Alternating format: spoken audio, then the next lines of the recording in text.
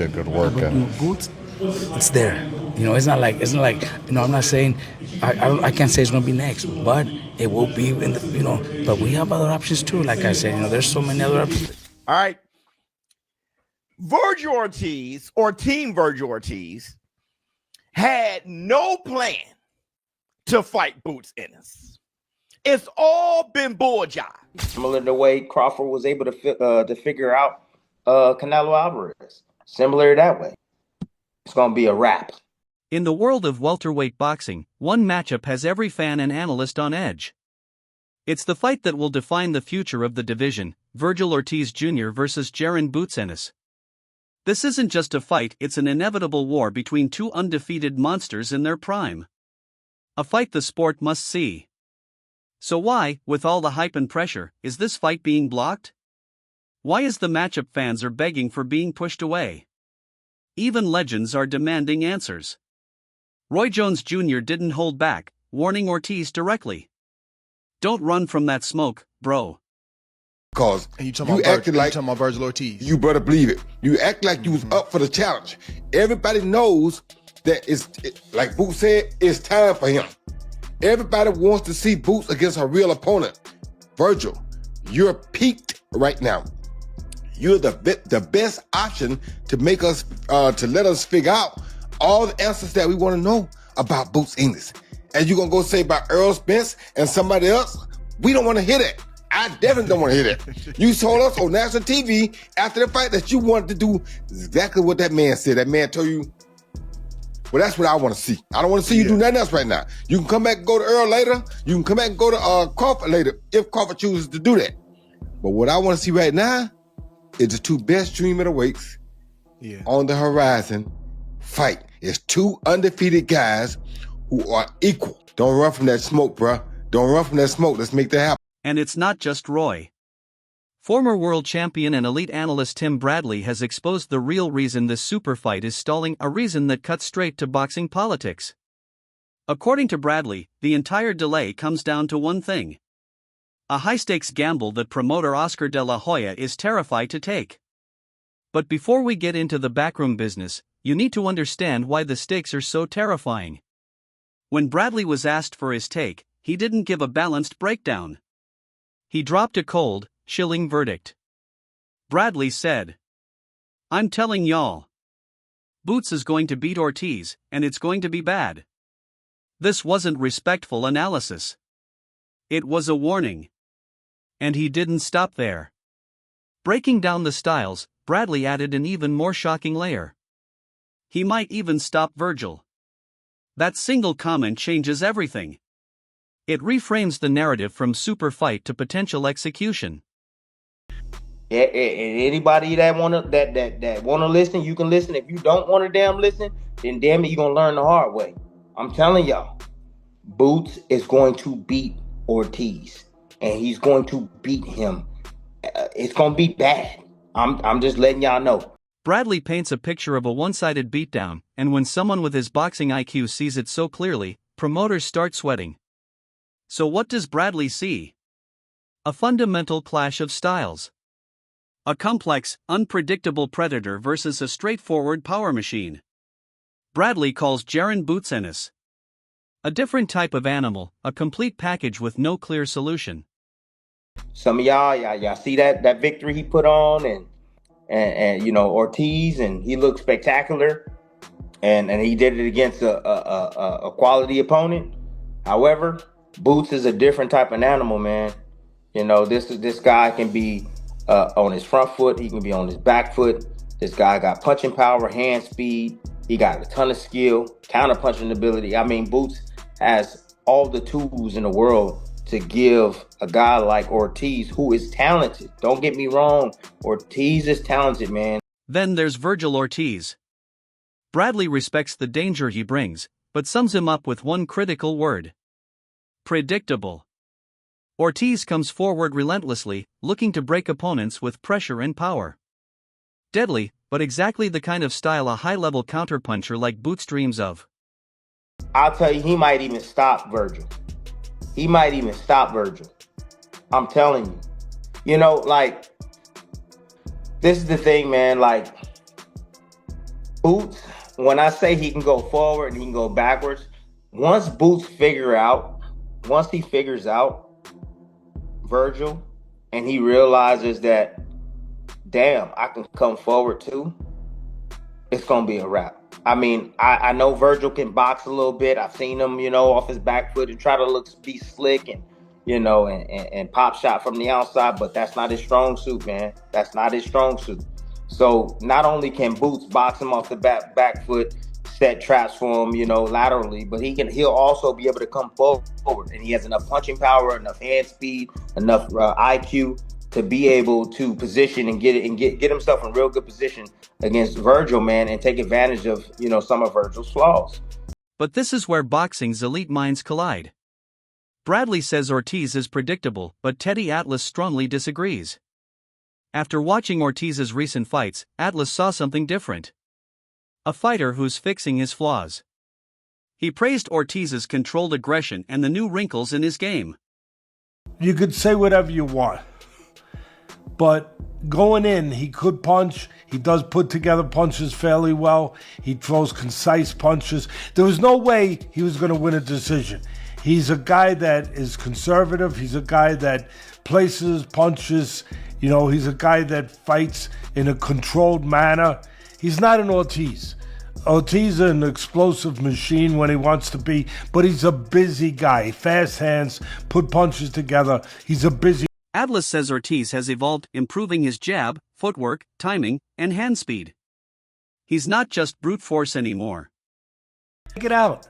And credit to Ortiz. He wasn't just only chucking punches. He was placing them well. He was going to the body. He was looking for the uppercut to split the guard of Lubin, who keeps his hands up well. And he took advantage of Lubin keeping his hands up well. Yeah, I said it. People are going to say, Teddy, what are you talking about? You're supposed to keep your hands up well. Yeah, but when you keep your hands up like in a peekaboo and you put the earmuffs on and you're not moving your head and you're on the ropes and you got your gloves up, there's an opening behind the glove. And I give Ortiz credit for having good eyes, for having that IQ, not just being a seek and destroy monster. He threw the punch behind the glove. And I add one other thing to Robert Garcia. Give him credit. The trainer, to his pupil, Ortiz, he stepped to the side. He showed science. He stepped to the sides when he had him on the ropes. That evolution is what makes this matchup so intriguing. Is Ortiz still the straightforward killer Bradley describes? Or has he become the complete package Atlas sees, capable of solving the Boots puzzle? Vergil, to me, this is what I see. Vergil, to me, is very predictable. He's right in front of you. You know what I mean? I would say he's a bit hard to hit only because he keeps a tight high guard. He moves his head off to the side, nice little pre-slips off to the side, He's constantly trying to, change his head positioning, but that's it. There's nothing more than that. What I liked the most about Ortiz's performance was there was a control, ferocity. Yeah, he was ferocious, but there was a controlled ferocity. He was smart. He came in behind the jab. He didn't get over anxious. He got in the kitchen. He cooked up a storm, but he did it by placing punches well, and he mixed defense with offense. This style debate is the key to everything. Because according to Tim Bradley, it's exactly why Oscar de la Hoya's Golden Boy promotions are avoiding the fight right now. Bradley says Team Ortiz, Oscar, and trainer Robert Garcia don't just want to delay it. They want to avoid it. Period. He even pointed to a telling moment. After Ortiz's last fight, Robert Garcia stood face-to-face with Boots in the ring, and Boots didn't even look at him. Garcia looked like a man searching for any reason, any excuse, to push the fight back. The boots and stuff kind of, but I saw you on the Megatron and you're just smiling the whole time, kind of looking at just the build-up of it. Just what's going through your head? What were they saying to each other? I was seeing Boots, and he looks heavy. He looks big. He looks really big. But maybe the clothes, I don't know. But he does look big. But one thing that I noticed is he was just couldn't look at him in the eyes until he heard me say that. Then he started looking at Vergil in the eyes. But He's a great fighter, man. We can't say he's nobody. You know, he's a great fighter, great former champion at welterweight. I think it just makes a fucking badass fight. You know, we don't know when, but it definitely has to happen. Why? Because as Bradley said, it's a damn gamble. From a promoter's perspective, Vergil Ortiz is undefeated, charismatic, young, Mexican-American, a massive fan favorite, a knockout machine, and Golden Boy's #1 financial asset. So why risk all that by throwing him into the ring with the one guy Bradley believes will not just beat him, but stop him badly? From a business standpoint, the answer is simple. You don't. You protect the asset. You avoid the gamble. I don't think Ortiz really want that right now. I don't think his people want it. You know, I don't think Oscar want it. I don't think Robert Garcia wants it. Now, I could be wrong. But I'm just telling you right now, why you want to get this guy knocked off? Trust me, they see what I see. Trust me, these people have been in the business a long time. They see what I see. They know it's a gamble. If Ortiz is gonna get in the ring with Boots, and it's a damn gamble, and they're not willing to gamble right now, man. Ortiz is in a really good position to really make some good money fighting against guys that have been relevant in the sport before, have been off a little while, like Spence of the world. You know, you saw Spence there. Also Charlo, Charlo too. Farmer Undisputed there, you know what I mean? So he got some dance partners. I would advise Boots Ennis, fight a top guy, man. Fight a top guy out there. Boxing News 247 captured this perfectly with a brutal headline. Why get my guy knocked off now? And that's exactly the language fans are hearing as De La Hoya and Garcia suddenly start calling out aging, inactive fighters, instead of the most dangerous man in the division. Knew from the very beginning that they would want to fight Errol the True Spence. Here's the Tyson bet.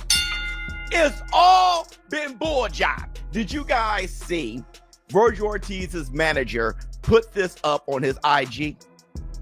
Saying Vergil Ortiz versus Errol Spence, Cowboy Stadium, and also on the same card, Boots Ennis versus Jamel Charlo. Now listen, that would be a fantastic card that I would watch. What makes this easier for Golden Boy is that Ortiz himself is helping them dodge the Boots fight without even realizing it. After his last win, Chris Mannix asked him clearly, "Is Boots the fight you want next?" Ortiz dodged.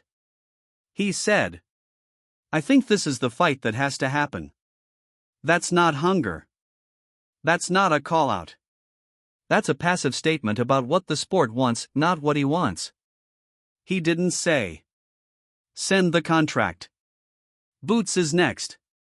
Listen, even when you listen very closely to the post-fight interview, which has gone viral with Vergil Ortiz and Boots Ennis face-to-face, Chris Mannix very eloquently asked, "Is this the fight you want next?" What did Vergil Ortiz say? All right, so that you answer the question. Is this the fight that you want next? Vergil Ortiz against Jaron Boots Ennis. I think this is the fight that has to happen, man. I think this is it.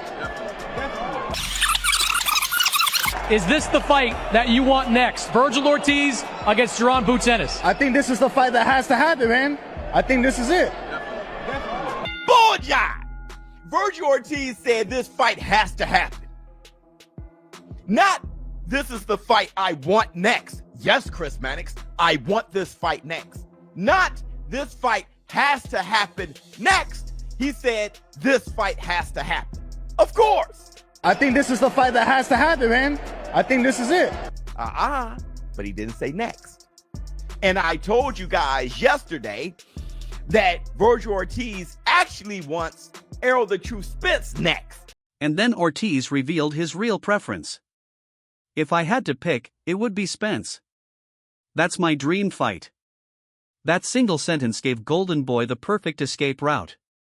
It's exactly what set off Roy Jones Jr., who blasted Ortiz for shifting away from the only fight the fans want. Ortiz versus Boots. Two undefeated killers. Equal. Inevitable. Roy, are we getting this fight with Jaron Boots Ennis next? I don't see no way in the world that you go off. You actually told Boots to come up here. You called Boots up there. You understand me? So all that you talk about in that post-fight press conference, don't nobody want to hear that. You told the nation when they could see it. Because, see, a lot of people couldn't see the post-fight press conference. But people saw the interview right after the fight.